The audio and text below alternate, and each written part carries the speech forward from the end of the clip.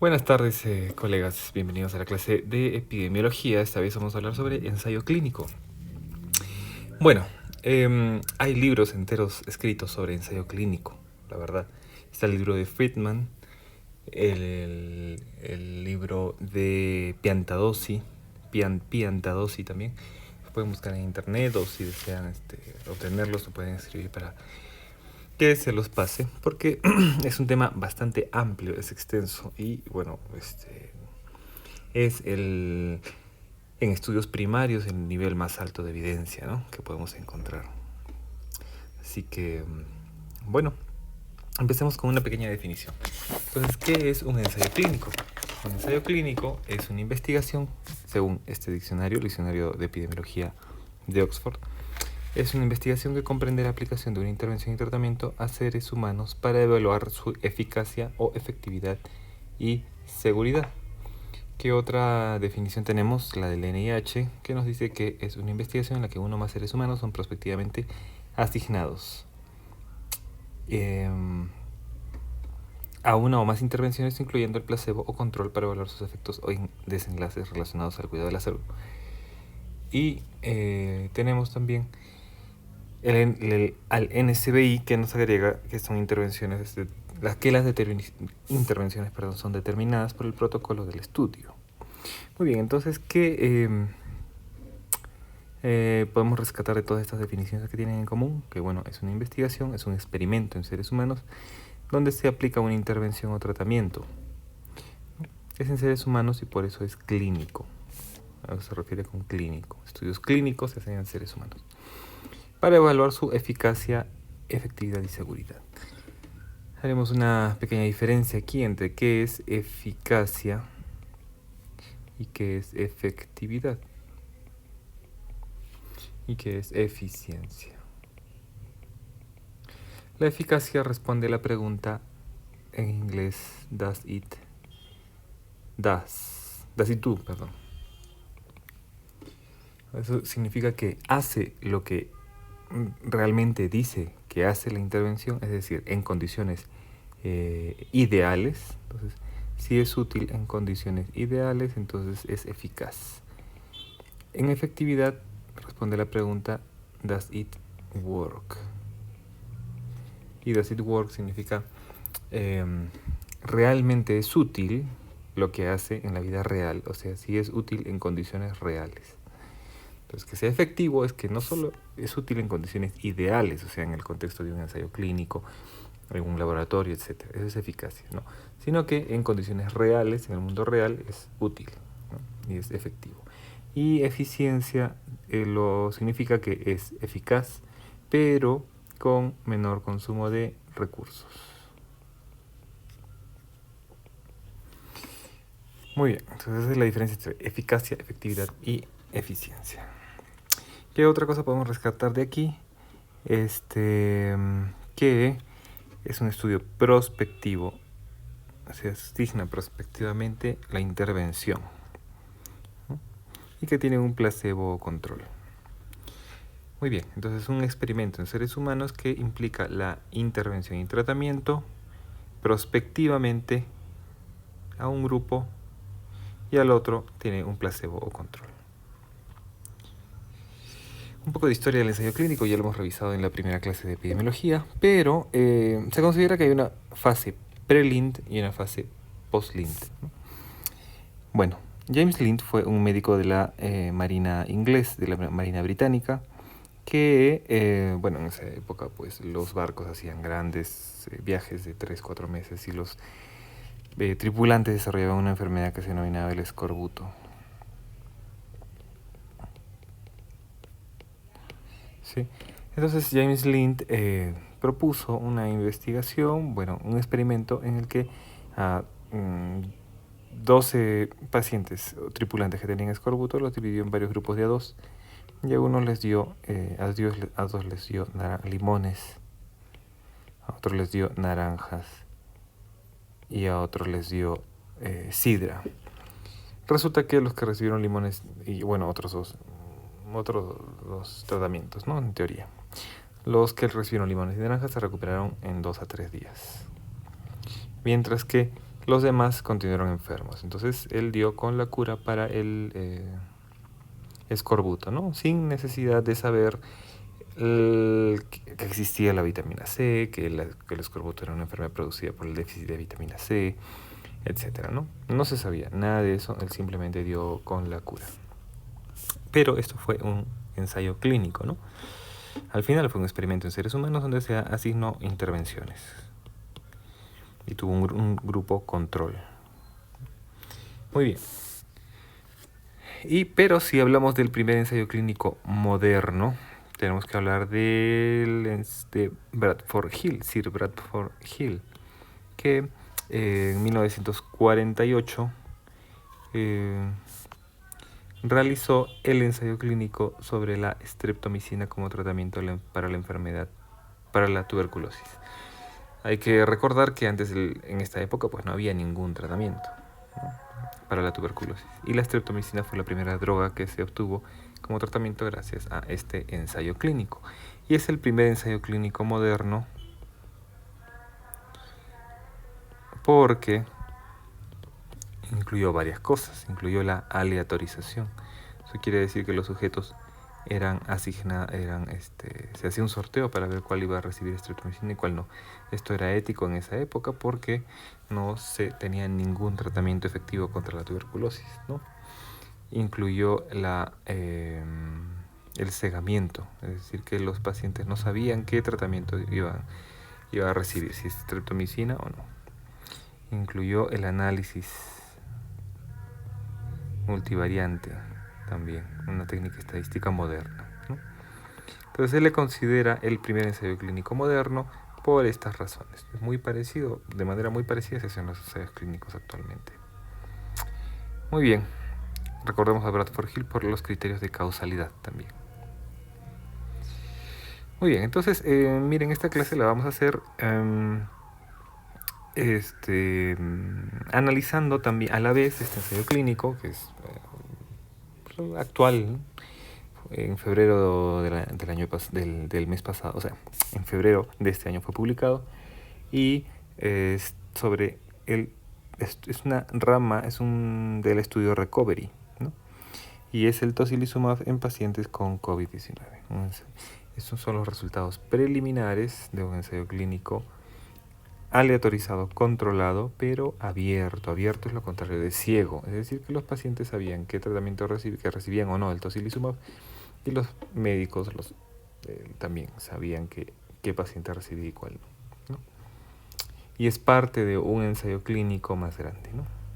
El Recovery es un estudio que tiene más de 1.200 sedes a nivel mundial. Actualmente ha incluido ya más de 35.000 pacientes, y en donde no solamente se evalúa la eficacia y seguridad del tocilizumab, sino también de los corticoides, de anticuerpos monoclonales, de antivirales, etc. Es un estudio...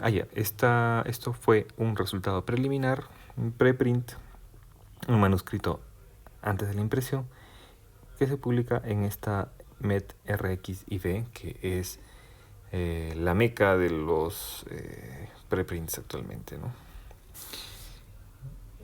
Ha sido Lo que pasa es que la revisión por pares pues toma más tiempo, ¿no? Entonces los autores publican un preprint y luego cuando ya el estudio va a ser publicado en una revista por pares, pues tiene más impacto, ¿no? Bueno, muy bien.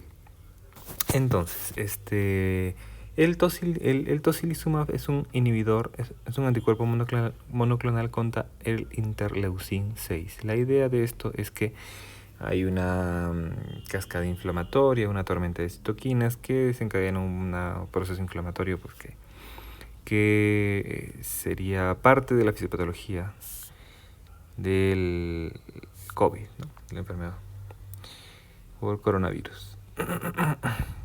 Bueno, entonces vamos a analizar este ensayo clínico y a la vez vamos a hacer la clase sobre el ensayo clínico. Muy bien, entonces este ensayo clínico sobre tocilizumab tiene un modelo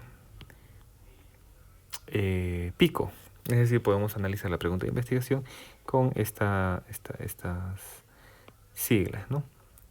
La población que se incluyó fueron 4.116 pacientes que tenían COVID clínico o con una prueba molecular positiva y que tenían saturación menor de 92% o el PCR elevado a más de 75 miligramos por litro. Eso significa que había una fase inflamatoria. Muy bien. La intervención en este caso será el tocilizumab y el comparador o el grupo control recibirá la terapia usual, ¿no? La terapia usual. El desenlace, o sea, lo que vamos a medir, el outcome, el desenlace va a ser la mortalidad a los 28 días. O sea, hasta los 28 días, ¿cuántos pacientes fallecieron en un grupo versus el otro grupo? Y vamos a comparar, ¿no? Entonces vamos a comparar incidencias y vamos a encontrar un riesgo relativo.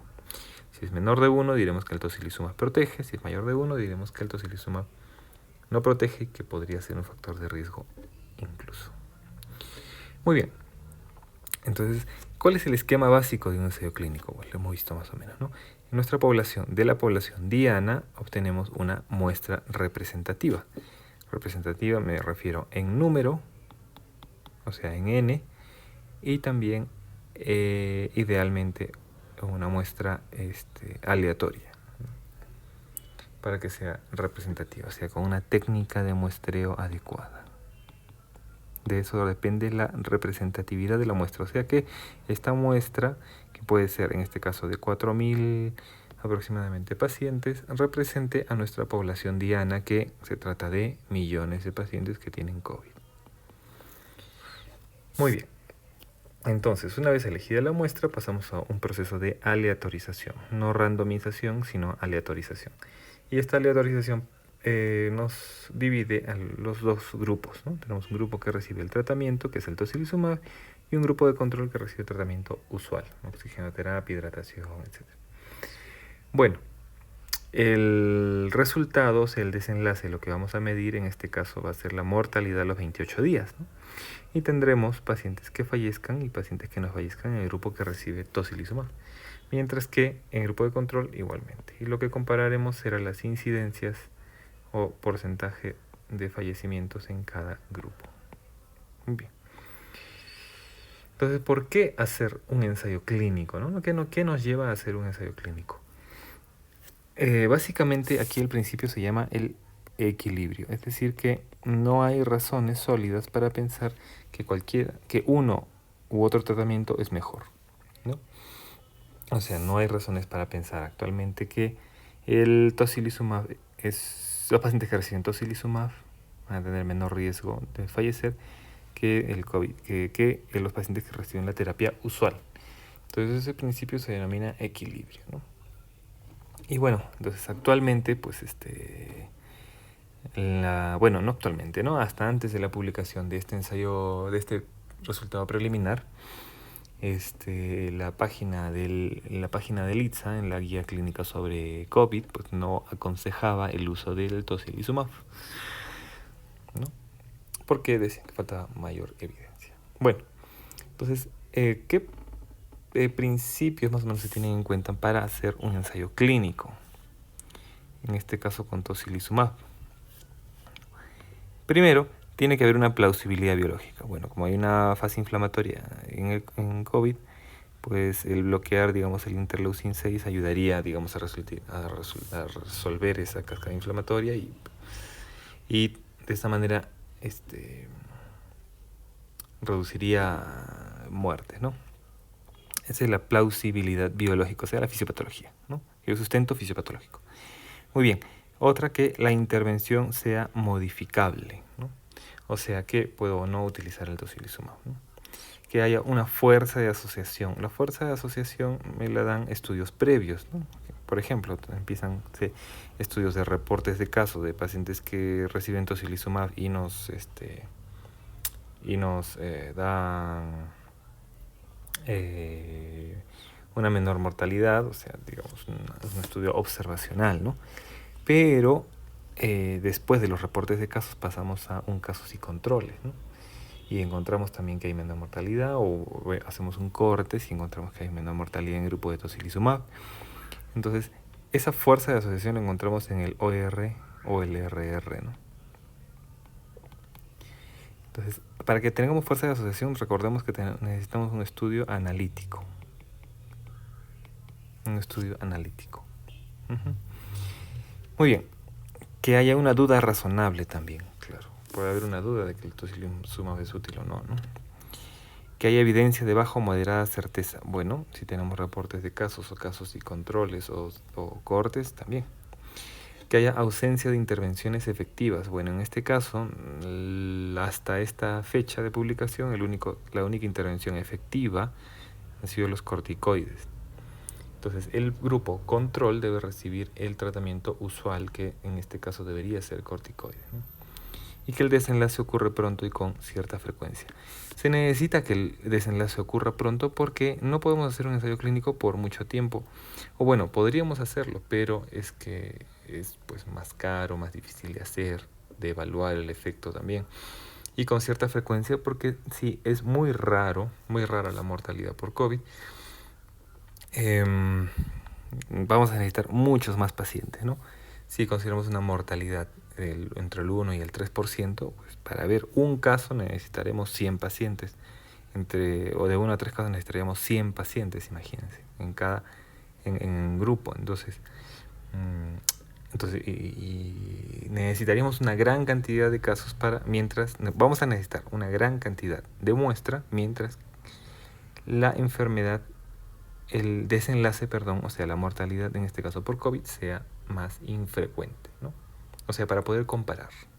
Si yo tengo 100 pacientes en un grupo y 100 pacientes en el otro grupo, y acá tengo una muerte y acá tengo 0 muertes, pues esta comparación pues no me va a decir mucho, no me va a dar mucha información, ¿no? Tendría que tener un gran grupo, como en este caso que tengo 4.000 pacientes, voy a tener aproximadamente 2.000 en cada grupo, y si mi mortalidad es más o menos del 1 al 3%, pues tendré aquí más o menos entre 20 y 60 pacientes, por aquí más o menos, en teoría, ¿no? Y si el tocilizumab es efectivo, pues tendré menos pacientes acá. A eso me refiero con que el desenlace debe ocurrir pronto y con cierta frecuencia, ¿no?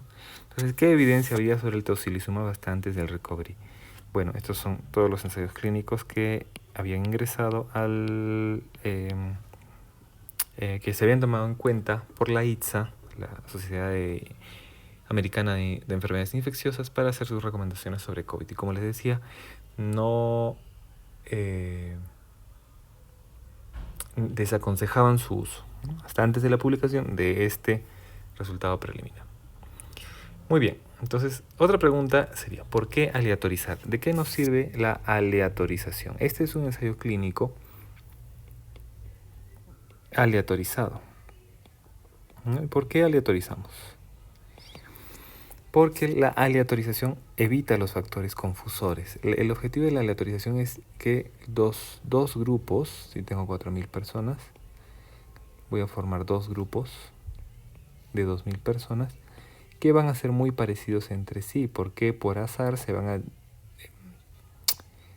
a repartir las características entre ambos grupos y los 2 grupos van a ser comparables. Muy bien. Otra cosa es que evita los sesgos, sobre todo el sesgo de selección, y hace que la generalización del resultado, o sea, la inferencia, la extrapolación, sea más robusta, ¿no? Esas son las 3 ventajas de aleatorizar. Muy bien. El ensayo clínico aleatorio es, por eso, el tipo de investigación primaria más robusta en medicina basada en evidencias. Es el que mejor evidencia nos da, al menos de entrada, ¿no? Bueno, esto es un diagrama del BMJ publicado en el 2016 y nos habla acerca de la pirámide de la evidencia. Inicialmente empezamos así, ¿no? La pirámide de evidencia, la evidencia más baja están los reportes de casos o series de casos, luego los estudios de casos y controles, luego los estudios de cohortes. Los ensayos clínicos eran mejores aún y la revisión sistemática y metaanálisis estaban por encima de todo en la cúspide, ¿no? Y la validez de los resultados pues era mayor. Pero actualmente se considera que ya no es una pirámide tan categórica, ¿no? Ahora esto se ha convertido en unas ondas que representan el hecho de que algunos reportes de casos pueden ser superiores a un estudio de casos y controles, si es que es un estudio de casos y controles que tiene muchos sesgos, ¿no? Tengo un reporte de casos de 1000 casos y tengo un casos y controles mal hecho de 100 pacientes, pues mi reporte de casos me da mejor evidencia, ¿no? Entonces ya no solo la denominación o sea, el tipo del estudio nos da la calidad, sino también cómo ha sido llevado, o sea, si tiene sesgos o no. Asimismo, un estudio de casos y controles puede ser superior a un estudio de cortes, y un cortes grande y bien llevado puede ser superior a un ensayo clínico aleatorizado, si es que el ensayo clínico está repleto de errores, ¿no? No tiene doble ciego, no tiene ciego, el análisis estadístico es pobre, etc. Entonces ya no es tan categórico. Muy bien. ¿Y qué vendría a ser la revisión sistemática y metaanálisis? Vendría a ser el mango de una lupa a través de la cual verificamos o vemos todo el conjunto de los estudios primarios. Las revisiones sistemáticas y metaanálisis son estudios secundarios. Muy bien. Bueno, entonces, en resumen diríamos que de entrada el ensayo clínico aleatorio es el tipo de investigación primario más robusto en medicina basada en evidencias. Empieza siendo así, pero cuando lo analizamos puede ser inferior a un cortes, ¿no? Otra cosa que debemos saber sobre los ensayos clínicos son las reglas CONSORT. Las reglas CONSORT es un acrónimo sobre normas consolidadas para informar y publicar ensayos clínicos. Han sido elaboradas por este grupo internacional sin fines de lucro y bueno, consta de 25 elementos básicos y un diagrama de flujo. Entonces, ¿qué nos dicen las reglas CONSORT? Nos dice, a ver, el título dice que es un ensayo clínico y que si es aleatorizado o ciego o no. Muy bien. La aleatorización, hubo cegamiento en la asignación de los pacientes. Muy bien. Hubo cegamiento de la intervención. Muy bien. El proceso de aleatorización se realizó adecuadamente. Muy bien. Se tuvo en cuenta probables sesgos de confusión. Muy bien. Entonces, es como un checklist, ¿no? De 25 elementos. Y lo que tratan es pues de eso, de publicar los informes de una manera transparente y con calidad, ¿no? Y además incluye este típico flujograma, ¿no? Donde tengo los pacientes reclutados, los pacientes que entran a la investigación, a la aleatorización y finalmente cuántos tengo como desenlace, ¿sí? Ese es el típico diagrama de flujo del ensayo clínico. ¿Qué otro requisito tengo? Bueno, cumplir los principios éticos y de buenas prácticas clínicas. Básicamente, esta conferencia internacional nos dice que son 4 criterios básicos, 4 principios básicos en ética, ¿no? Primero, la no privación del tratamiento, luego la necesidad metodológica, que sea necesario un ensayo clínico, que la no maleficencia, la beneficencia y la justicia. Básicamente, 5 principios éticos en el ensayo clínico. Otro requisito que tenemos que cumplir es el registro del ensayo clínico. Y bueno, esta organización internacional, el Comité Internacional de Editores de Revistas Médicas, que es un pequeño grupo internacional compuesto por el New England Journal de Medicina, el JAMA, el Lancet y los Anales de Medicina Interna, así se definen como un pequeño grupo. Ellos, solicitan que el ensayo clínico sea registrado en su protocolo y en las siguientes fases, ¿no? En alguna de estas bases de datos, ¿no? Principalmente en estas dos, en el clinicaltrials.gov y en el isrctn.org. Cuando se registran nos dan un código, ¿no? Es por ejemplo este acá. Este ensayo clínico, el recovery, tiene este código, ¿no? Y este NST es Number of Clinical Trial.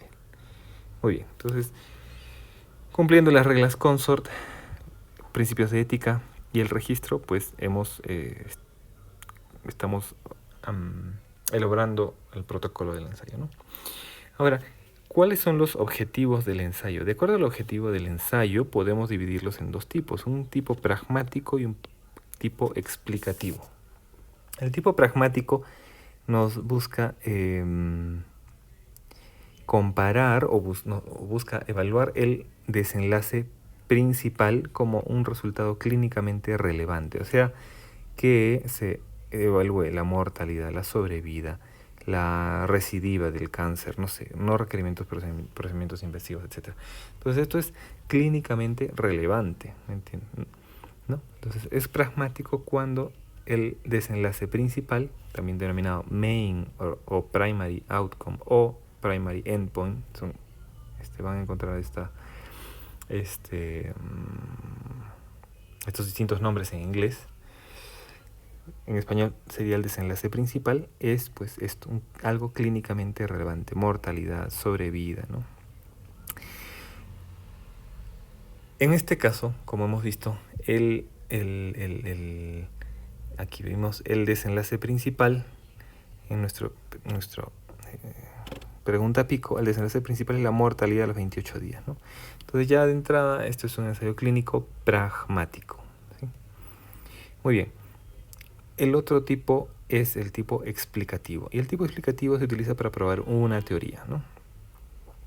Y el desenlace es una variable intermedia o subrogada, es decir, con menor relevancia clínica, por ejemplo, un nivel laboratorial.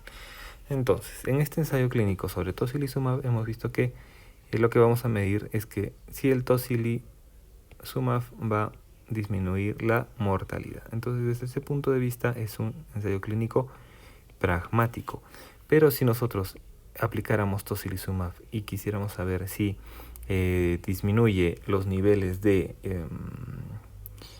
PCR, procalcitonina o reactantes de fase aguda, me refiero, ¿no? O sea, que no se evidencia inflamación, ferritina, por ejemplo. Entonces, si nosotros vemos esto no es un resultado clínicamente relevante, porque puede ser que el paciente disminuya sus niveles de inflamatorios, de estos marcadores inflamatorios, pero no necesariamente que le salve la vida al paciente, ¿no? Entonces, esto es un ensayo clínico explicativo, ¿no? Entonces, usualmente se empieza haciendo un ensayo clínico explicativo con criterios de inclusión bastante estrictos, que nos den más validez interna, lo vamos a ver en el futuro, bueno, más adelante, y se pasa luego, que se demuestra que sí es útil el tocilizumab para disminuir la fase inflamatoria, se pasa luego a un ensayo clínico pragmático, ¿no? Usualmente ese es el orden de las cosas, ¿no? Y en el pragmático ya se ve si realmente disminuye mortalidad en este caso, ¿no? Un resultado clínico relevante. Bueno, entonces es pragmático. A los 28 días, el resultado principal fue la mortalidad a los 28 días de todo tipo de causa. Muy bien. Aquí algunas otras diferencias entre explicativo y pragmático. Según la FDA, cuando se desarrolla un nuevo fármaco, pasamos por 4 fases del ensayo clínico. El ensayo clínico, tal y como lo conocemos, es el típico, es el de la fase 3, ¿no? Pero esto, bueno, siempre hay que conocerlo. En los estudios preclínicos, son estudios que no se hacen en seres humanos, ¿no? Y estos ya son las fases del ensayo clínico, o sea, en seres humanos. Muy bien. Entonces, en la fase 1 nos preguntamos si el nuevo fármaco es seguro, ¿no? Y lo que queremos es averiguar la farmacocinética, farmacodinámica, y se hace en individuos sanos. En la fase 2 lo vemos como si funciona o no. Y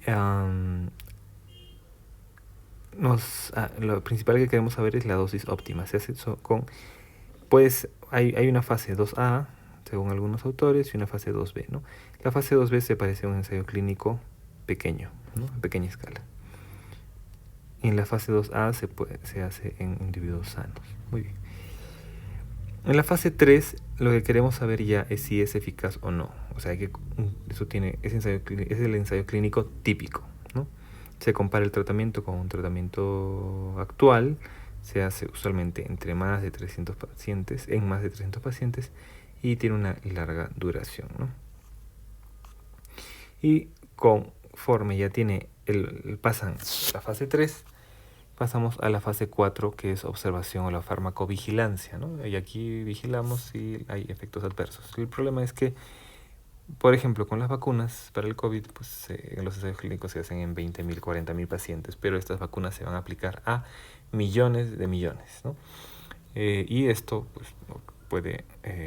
hay efectos adversos que quizás en 40.000 pacientes no se ve, pero ya en 1.000.000 de pacientes se ve, ¿no? 2, 3 casos puede ser, no sé.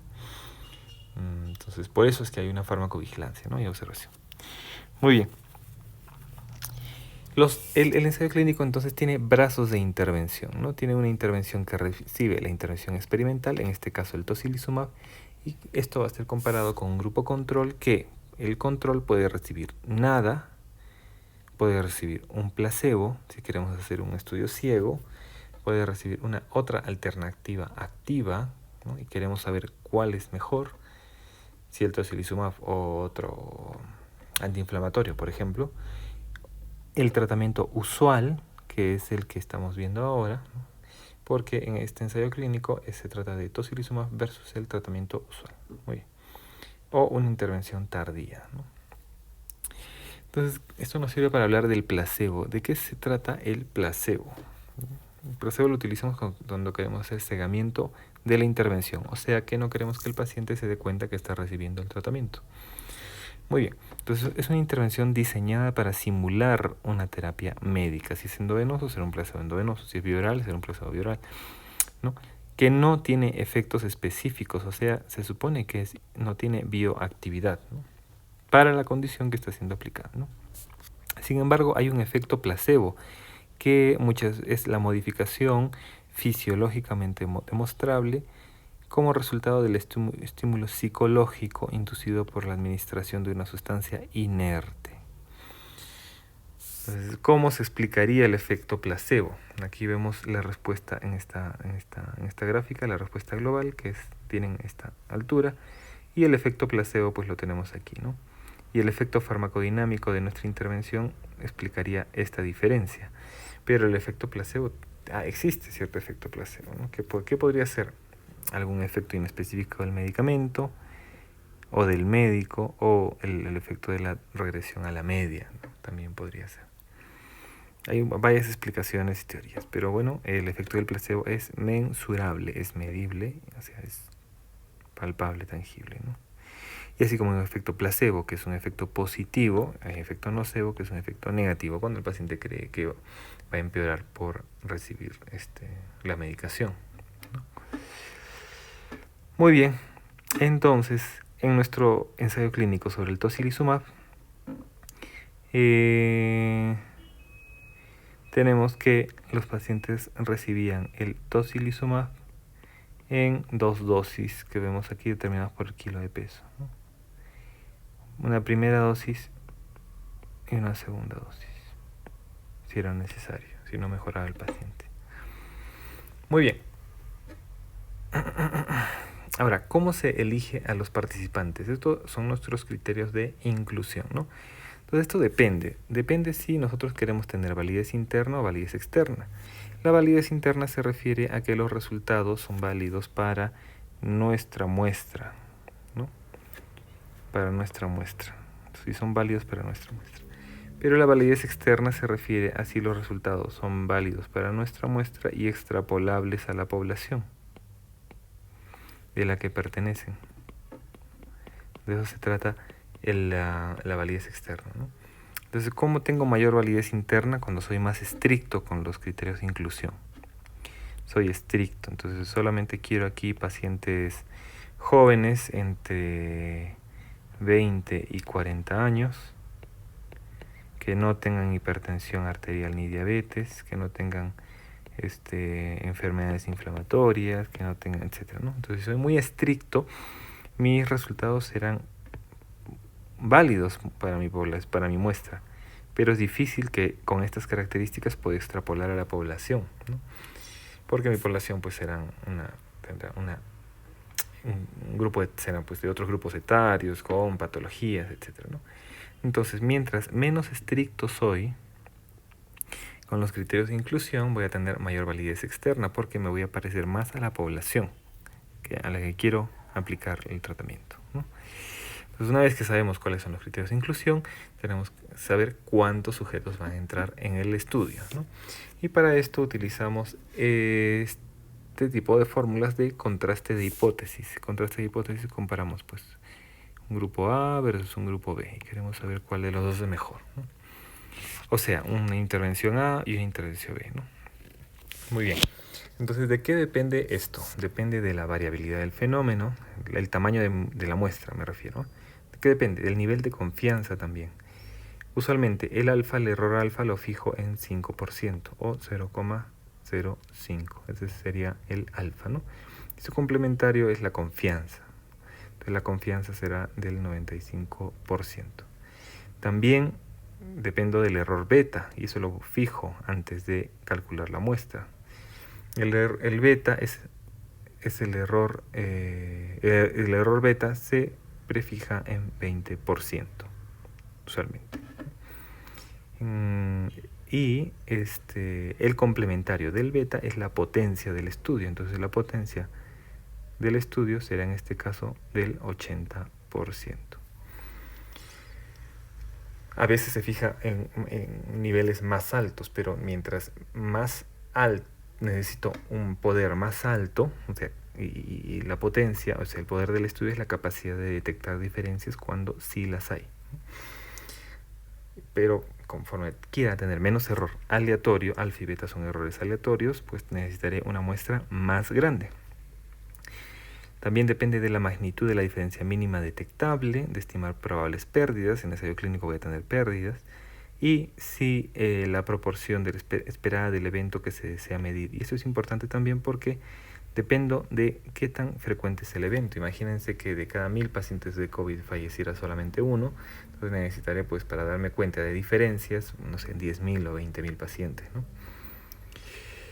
Entonces, por eso depende de la proporción esperada del evento.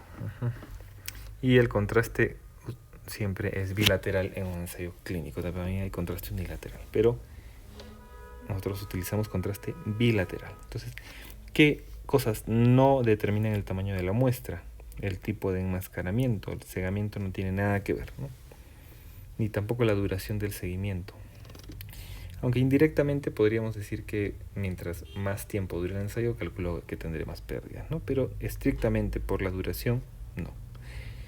Muy bien. Entonces, ¿cuáles fueron los criterios de inclusión en este ensayo clínico? Y vamos a ver si era diseñado para tener validez interna o para tener validez externa y así poder extrapolar de la muestra a la población los resultados. Muy bien, entonces los criterios de inclusión era que los pacientes estuvieran hospitalizados, en primer lugar, que haya sospecha clínica o confirmada laboratorialmente de infección por SARS-CoV-2, por supuesto, solamente mayores de 18 años, así que nuestro trabajo solo es válido para mayores de 18 años, que haya una saturación menor de 92% y que haya evidencia de marcadores inflamatorios, más de 75 miligramos por litro, ¿no? Entonces, básicamente, un adulto con COVID que desature y que tenga PCR alto. Y los criterios de exclusión, ¿cuáles serán? La hipersensibilidad al tocilizumab, por supuesto, infección activa con TBC, porque el tocilizumab pues, agravaría esta enfermedad o la infección, y que haya evidencia de infección bacteriana, fúngica o viral. Bueno, viral que sea otra infección que no sea COVID, ¿no? Bueno. Entonces, ¿qué les parece estos criterios de inclusión? Básicamente es un adulto que desatura y que tiene un PCR alto. Me parece que estos criterios son bastante amplios, ¿no? Y que lo que buscan con esto es tener una mayor validez externa. Es decir, que los resultados sean extrapolables a la población. Usualmente queremos eso en un ensayo clínico, que los criterios no sean muy estrictos y después no podemos extrapolar o podemos extrapolar a muy pocas personas estos resultados, ¿no? Bueno, muy bien. Entonces, no hay que perder de vista que el Recovery es un ensayo enorme. Actualmente tiene más de 35.000 pacientes y que no solamente están evaluando el tocilizumab o el corticoide, sino también hidroxicloroquina, citromicina, colchicina y antivirales, ¿no? Entonces, de los reclutados hasta fines de enero, me parece que es estos reclutas, estos pacientes, pasan a la primera aleatorización que divide a los pacientes en 3 grupos, ¿sí? Y los que pasaron a la aleatorización del tocilizumab fueron 4.116. No, excluyeron a 17.434 por estas razones, ¿no? Bueno, muy bien. Entonces, estos 4.116 pacientes fueron asignados al grupo del tocilizumab y los otros fueron asignados al grupo del cuidado usual, ¿no? Entonces tenemos aquí 2.022 pacientes y 2.024 pacientes en el otro grupo, ¿sí? Muy bien, y estos ya entraron a firmar el consentimiento para participar en el trabajo. Y solamente de ese número de pacientes, de los 2.000 pacientes, 3 resignaron en ambos grupos, ¿no? Revocaron su consentimiento. Entonces, ¿qué debe tener el consentimiento informado del ensayo clínico, ¿no? El paciente debe aceptar y conocer que participará en una investigación, debe saber todos los procedimientos que le van a hacer, los riesgos y efectos secundarios que podría afrontar, beneficios potenciales de participar en el ensayo, tratamientos alternativos o procedimientos, hasta qué punto su información será confidencial, la compensación en caso de lesión o daño, a quién contactarán si tienen dudas sobre investigación, y que la participación es voluntaria y que puede desistir en cualquier momento sin tener penalidad o pérdida de los beneficios, ¿no?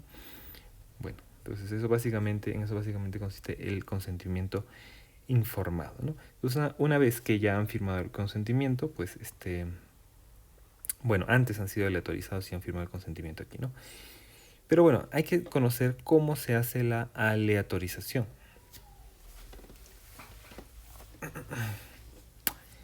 Perdón, primero han debido firmar el consentimiento antes de ser aleatorizados, porque una vez que son aleatorizados ya son parte del trabajo. Lo que pasa es que ponen aquí las pérdidas por revocación del consentimiento durante el trabajo, ¿no? Bueno, entonces primero se aleatoriza y luego firman el consentimiento. Bueno, entonces, ¿cómo se logra la aleatorización? Bueno, con estos pasos, ¿no? Primero tenemos que hacer una secuencia de aleatorización. Es decir, si tenemos a los 4.000 pacientes, tenemos que se puede generar por computadora cómo van ingresando los pacientes a cada grupo, el grupo del tocilizumab y al grupo del tratamiento usual, ¿no? Por computadora, por sorteo, etc. Y algo importante es que debe haber cegamiento de la asignación, o sea, que el paciente no sepa a qué grupo le va a tocar ir, ¿no? O sea, no se puede decir, por ejemplo, que los pacientes que tienen número DNI que termina en número par van a recibir el tocilizumab. No se puede porque el paciente va a saber que va a ir al grupo del tocilizumab, ¿no? Sobre todo si es un estudio doble ciego. Hay que mantener el ciego, pero este es un ciego en la asignación del grupo. Muy bien. Entonces las reglas CONSOR nos piden que se reporte la secuencia de la autorización, el cegamiento o no de la asignación y los procedimientos de implementación. Es decir, que enviaron un sobre, que el paciente iba a un centro que participaba en el ensayo clínico y si cumplía los criterios de inclusión. Había un encargado en el hospital y este encargado del hospital llamaba a una central y esta central le decía que le tocaba tal o cual sobre o que entraba tal o cual grupo, etcétera, ¿no? Es decir, todos esos procedimientos también tienen que ser reportados. Muy bien.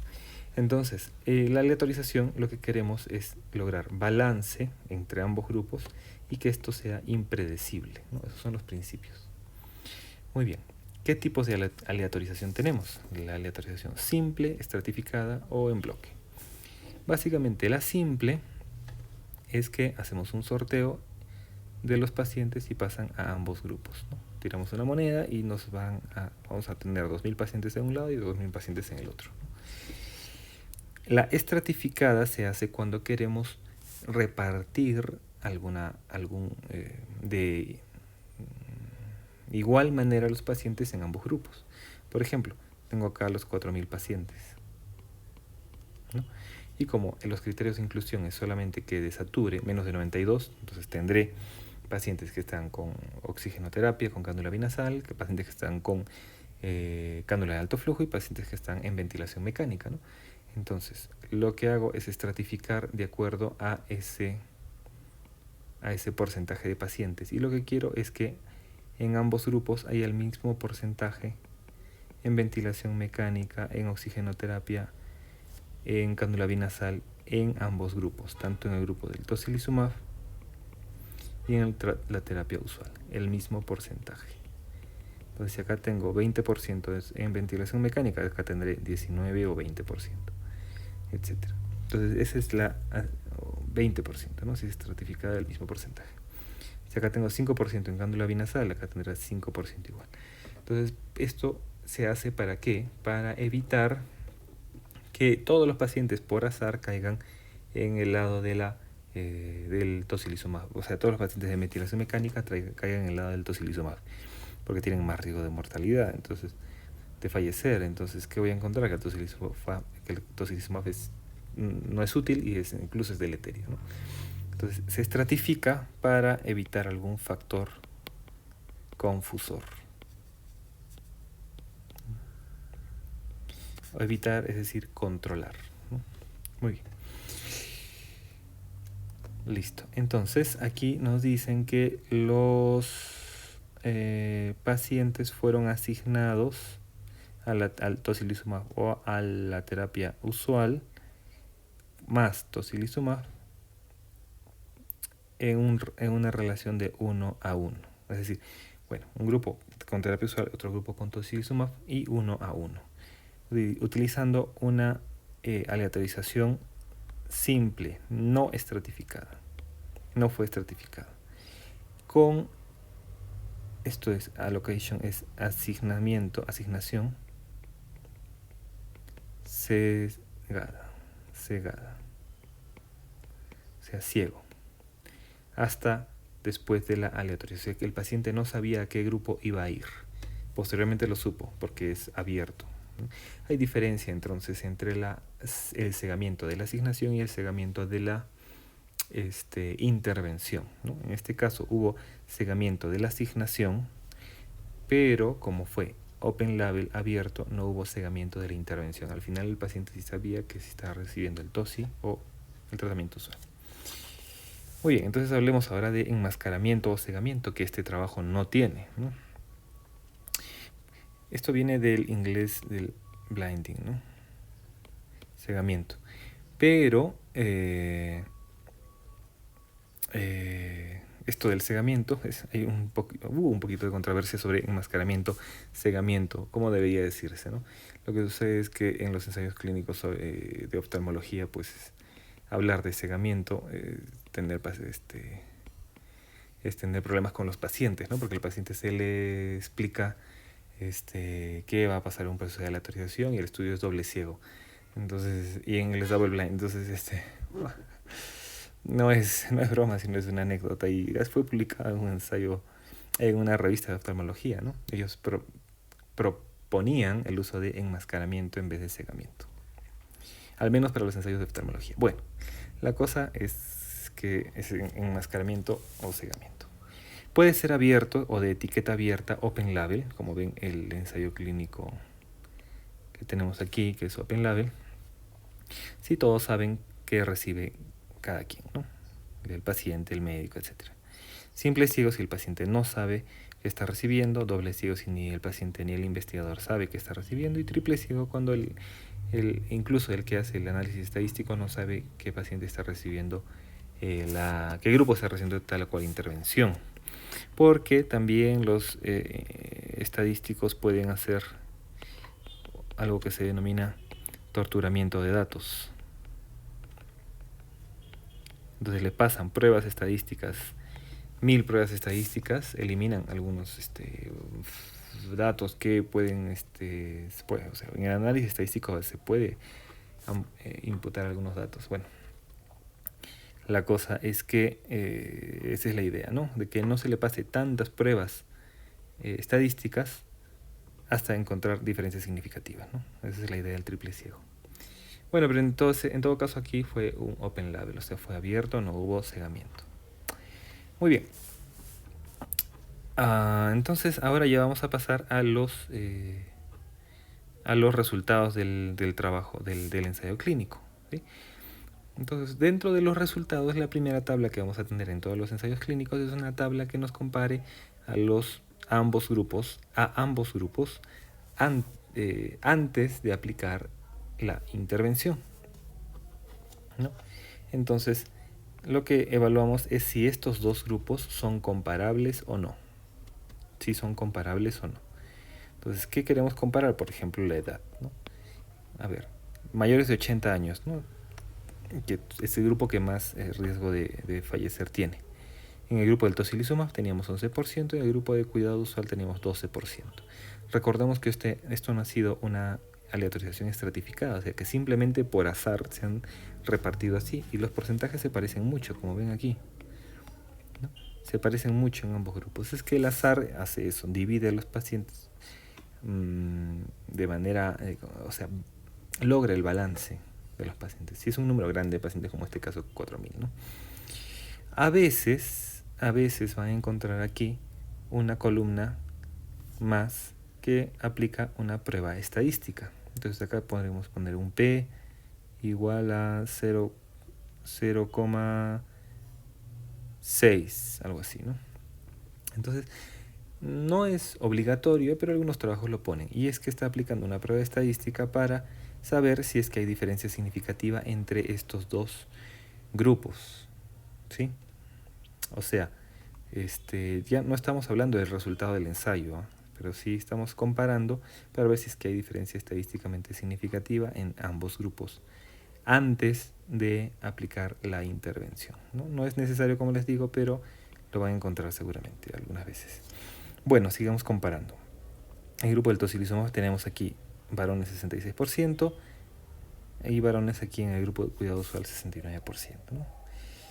Bueno, la raza negra,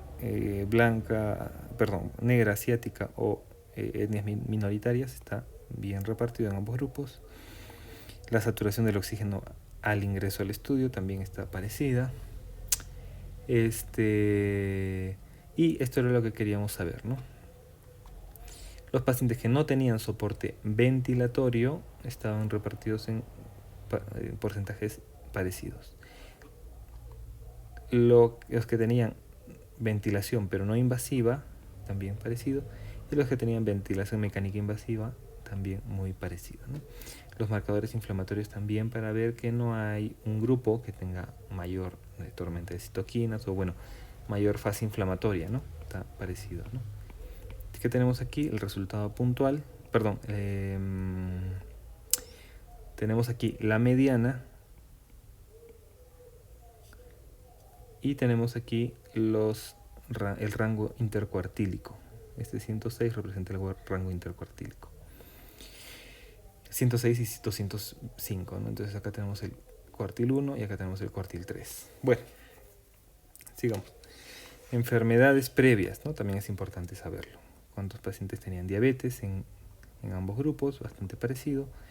HIV también, enfermedades hepáticas, renales, ¿no? Todo muy parecido. Sí. Muy bien.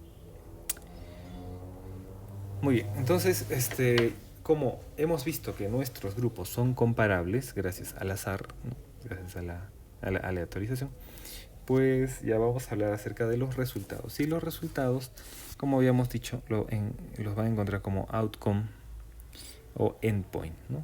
Es el resultado. Muy bien. El resultado primario o desenlace primario que estamos evaluando en este caso es la mortalidad hasta los 28 días, o sea, desde la aleatorización.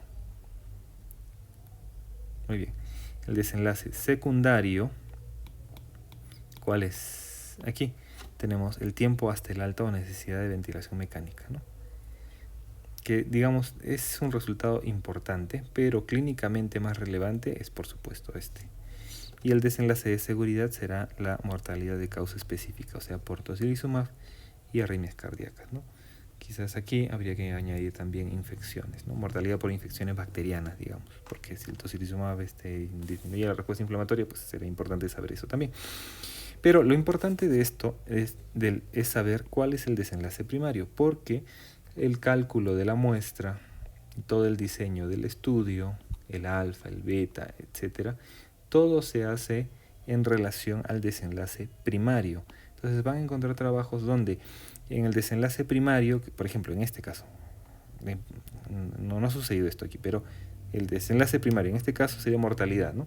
No encontramos diferencias estadísticamente significativas, ok, pero en el desenlace secundario sí tuvimos un alta más precoz en los pacientes que recibieron la intervención.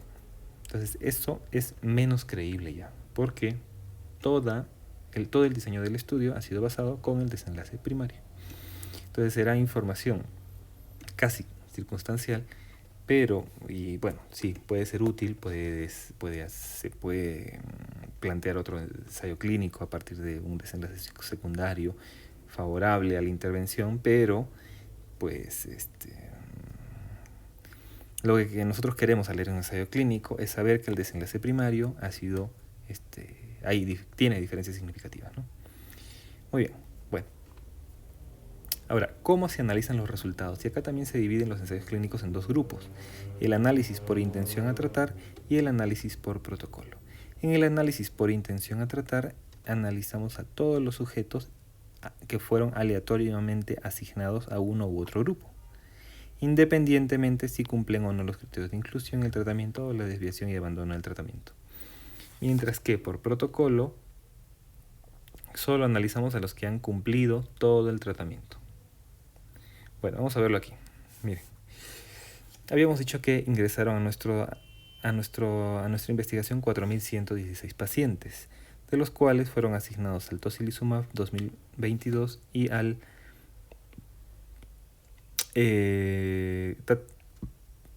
la terapia usual 2094, ¿no?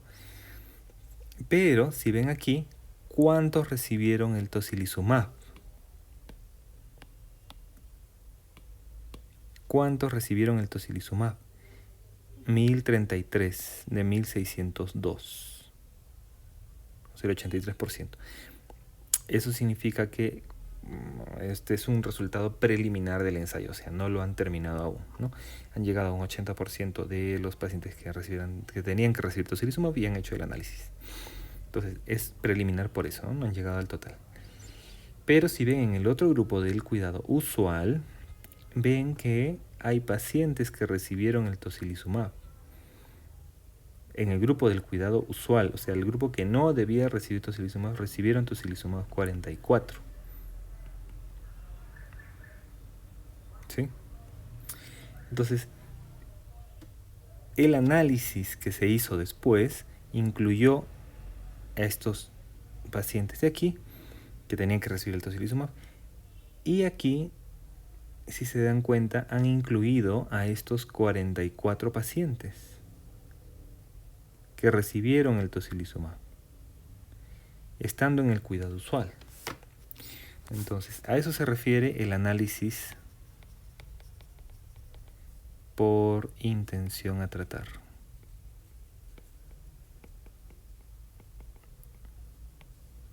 Entonces, en el análisis por intención a tratar, no importa si el paciente recibió la intervención que debía recibir o no, sino importa a qué grupo fue asignado al principio, o sea, esta asignación. Ahora, es un poco difícil de entender por qué, pero esto se parece más a la vida misma, se parece más a la vida real, donde el paciente o no cumple todo el tratamiento o cumplen en parte o hay errores y les administran el otro tratamiento, etc. Es por eso, se parece más a lo que sucede en la vida real. Esa es la situación. Entonces, un análisis por intención a tratar tiene mayor validez externa porque se parece más a lo que sucede en la vida real. Entonces, estos resultados son más extrapolables. Entonces, nos damos cuenta que tanto por los criterios de inclusión como por este análisis por intención a tratar, los investigadores lo que querían era evaluar tener mayor validez externa, ¿no? Muy bien. Ahora, análisis por protocolo. En el análisis por protocolo se analiza a los pacientes de acuerdo a lo que sí recibieron. Entonces, en este caso, si fuera por protocolo, estos 44 pacientes que recibieron el tocilizumab tendrían que pasar a este grupo de acá para el análisis. Y los que no recibieron aquí el tocilizumab tendrían que pasar al otro grupo. Ese es análisis por protocolo. Pero como les digo, nosotros queremos o preferimos en general el análisis por intención a tratar. Muy bien. Entonces vamos a ver ahora sí los resultados. Los resultados son... esta es la tabla principal de resultados, ¿no? A ver. Vamos a tener aquí pacientes que recibieron tocilizumab y pacientes que recibieron el cuidado usual, ¿no? Y lo que queremos ver, lo que vamos a analizar es el resultado principal. Y el resultado principal fue la mortalidad a los 28 días. Es decir, vamos a ver qué porcentaje de pacientes falleció. Aquí fallecieron 596 pacientes, que eran 29%. Mientras en el cuidado usual fallecieron 694 pacientes y lo que tenemos es 33%. ¿Cuál es el riesgo relativo? La comparación de las incidencias. Entonces será la incidencia entre los expuestos versus la incidencia entre los no expuestos, ¿no? Y eso nos da 29 entre 33 nos da 0.86. Es un factor protector. Y si vemos este intervalo de confianza, está todo por debajo de 1, con lo cual es un resultado estadísticamente significativo y decimos que sí hay diferencias significativas, es decir, que el tocilizumab disminuye la mortalidad. Muy bien, vamos a practicar aquí entonces con estos resultados, ¿sí? Incidencia de los expuestos sobre incidencia de los no expuestos. Los expuestos serán los que han recibido tocilizumab. Tenemos aquí 29% y aquí tenemos 33%, ¿no? Es la incidencia expresada en porcentaje. Y esto nos da 29 entre 33 nos da 0.87 más o menos. 0,87. Pues sí, lo que tenemos aquí. El RR. El riesgo relativo será 0,87 menor de 1. Muy bien. Otra medida, pero esta vez de impacto, es la reducción absoluta del riesgo. Es decir, a ver, tenemos aquí una tabla donde vemos acá la mortalidad. Y acá tenemos pacientes que recibieron tocilizumab y pacientes que recibieron la terapia usual. Entonces la mortalidad en los de terapia usual fue 33%. Mientras que la mortalidad en los pacientes que recibieron tocilizumab fue 29%. Entonces, esta diferencia que vemos aquí representa la reducción absoluta del riesgo, que será 33 menos 29 será 4%. Es absoluta porque es simplemente una resta, ¿no? El exceso de riesgo será 4% en los que reciben la terapia usual, ¿no? Muy bien. Ahora, si hablamos de eficacia, vamos a borrar esto. Ahora, otra medida importante es la reducción relativa del riesgo. Y la reducción relativa del riesgo en un ensayo clínico es la eficacia, no se olviden eso. Ahora que hemos hablado mucho de eficacia de vacunas, la reducción relativa del riesgo es la eficacia. Y esta eficacia también la vamos a calcular. Acá tenemos la incidencia de esta es la fórmula, incidencia de no expuestos menos incidencia de los expuestos sobre la incidencia de los no expuestos. Entonces acá hemos dicho que la incidencia de los no expuestos los no expuestos son el cuidado usual, será 33, menos la incidencia de los expuestos, que es 29, sobre la incidencia de los no expuestos, que es 33. Entonces vamos a hacer esta resta. 33 menos 29 nos da 4 y solo dividimos entre 33, lo cual nos da 32%.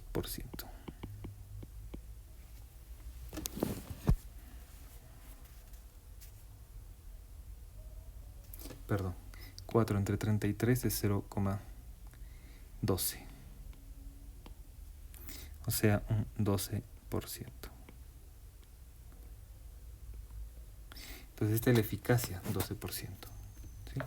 Otra forma de verlo, si se dan cuenta aquí, podemos pasar esta...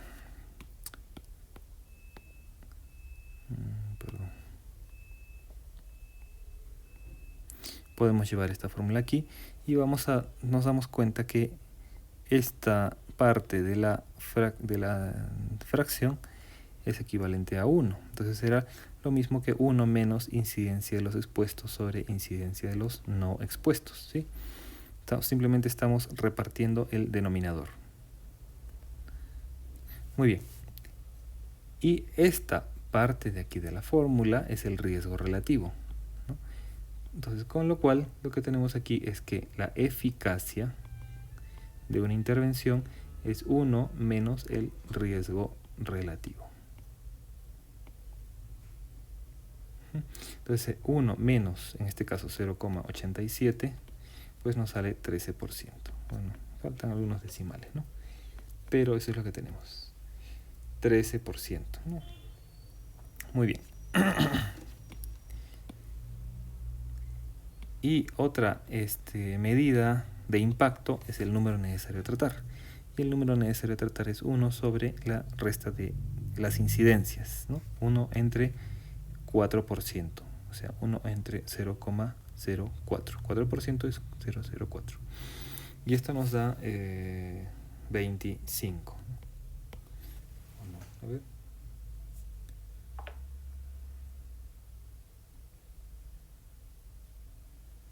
¿Sí? Entonces, ¿qué significa este número necesario a tratar? Si nosotros aplicamos tocilizumab a todos los pacientes con estos criterios de fase inflamatoria que requieran oxígeno, ¿salvaremos a todos los pacientes? No, porque igual hay pacientes que fallecen recibiendo tocilizumab. Entonces, ¿a cuántos pacientes tengo que tratar con tocilizumab para evitar una muerte? Ese es el número necesario a tratar. Y eso es 25. Tengo que aplicar a 25 pacientes el tocilizumab, teniendo en cuenta estos criterios del trabajo, para salvar una vida. Entonces, esa es otra medida de impacto. Muy bien. Vamos a practicar aquí con la eficacia de la vacuna de Pfizer. Entonces, aquí tenemos la tablita de los pacientes que recibieron placebo y vacuna, ¿no? El mismo número en ambos grupos. Acá tendremos los expuestos a la vacuna y acá tendremos los no expuestos. Muy bien. Entonces, lo que querían ellos ver es cuántos pacientes desarrollaban COVID clínico.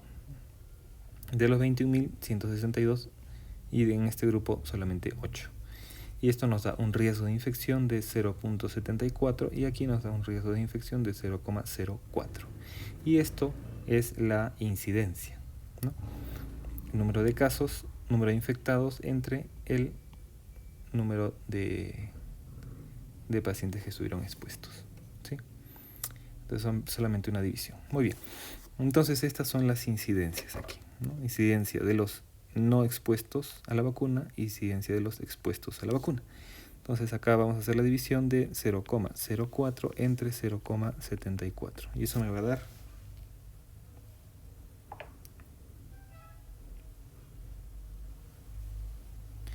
0,054.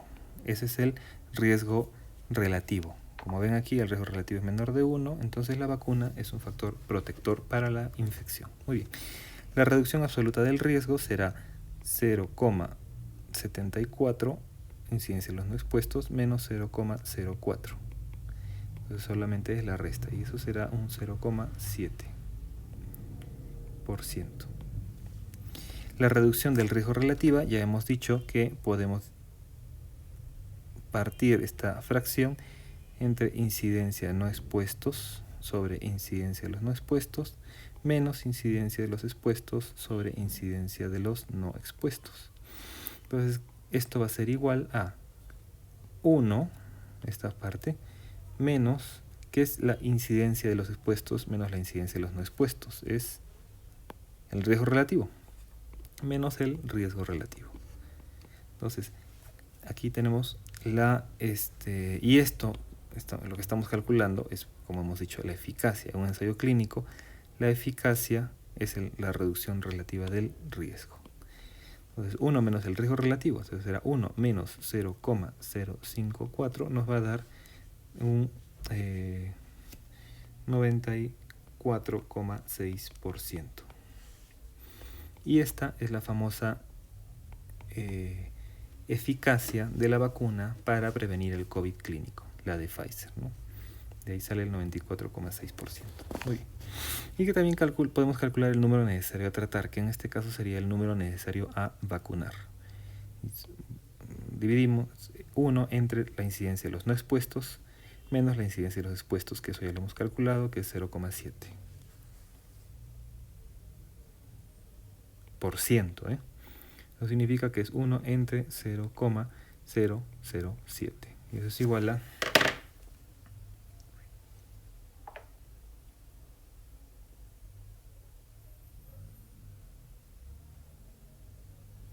142. Entonces, ¿esto qué respondería?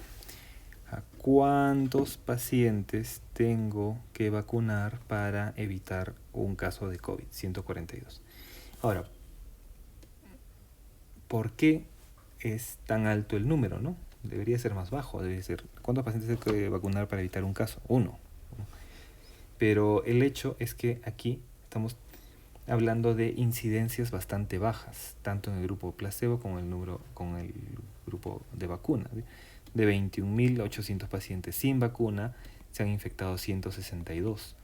Entonces, aquí el número necesario a tratar es bastante alto porque la incidencia de la enfermedad es bastante baja.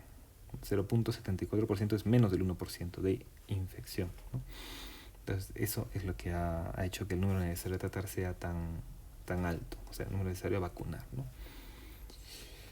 Entonces ya hemos aprendido cómo obtener la eficacia de la vacuna. No se olviden de esta fórmula. En realidad, la eficacia de las intervenciones en los ensayos clínicos. Muy bien. Otra forma de evaluar la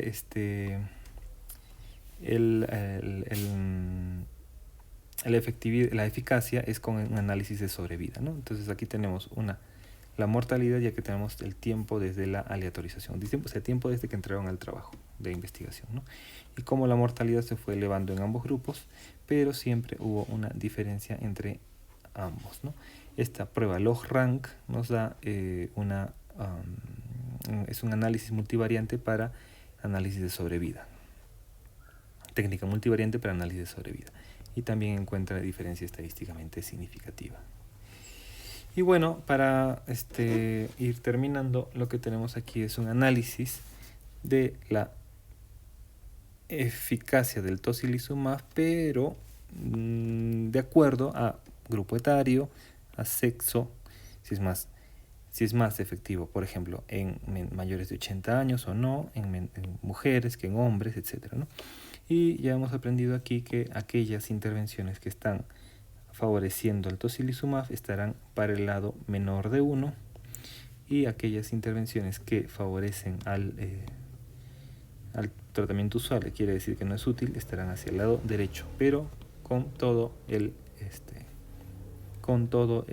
intervalo de confianza completo, ¿no? Como vemos aquí.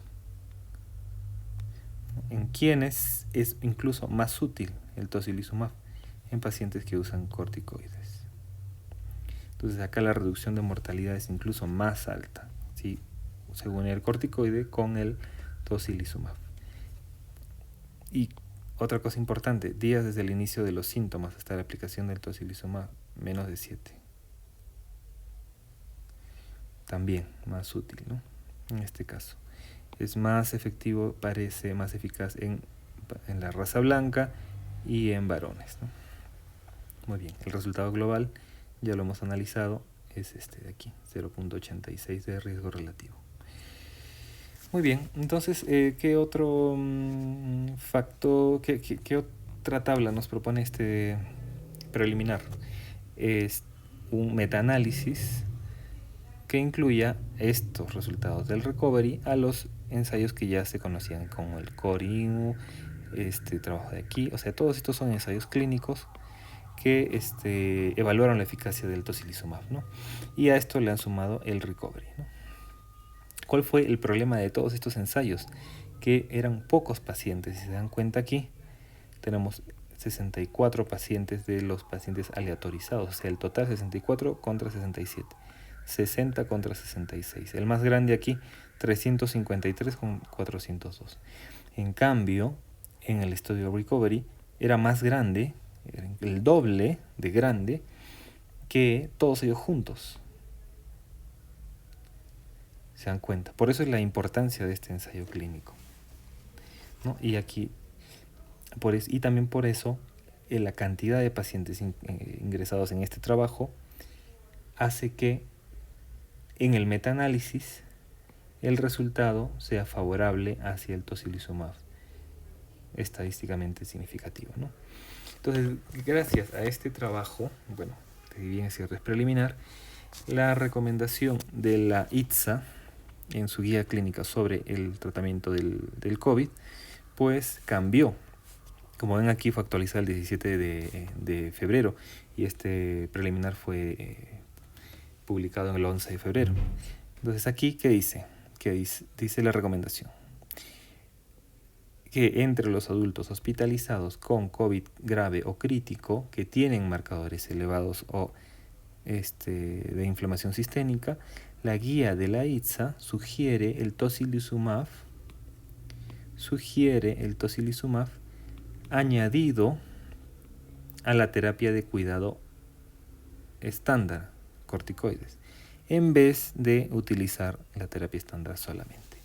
Esto tiene un grado de recomendación condicional, o sea, no es una recomendación sólida o fuerte, y con baja certeza de la evidencia, porque los resultados de los otros ensayos han sido bastante variables, como ven aquí, bastante amplios los intervalos de confianza, y solamente uno favorecía el tocilizumab y el otro casi que decía que el tocilizumab era peor.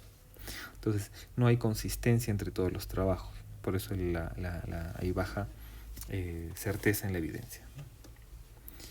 Muy bien, entonces esa ha sido la clase de ensayo clínico, una clase un poquito larga, pero coincidirán conmigo que hablando de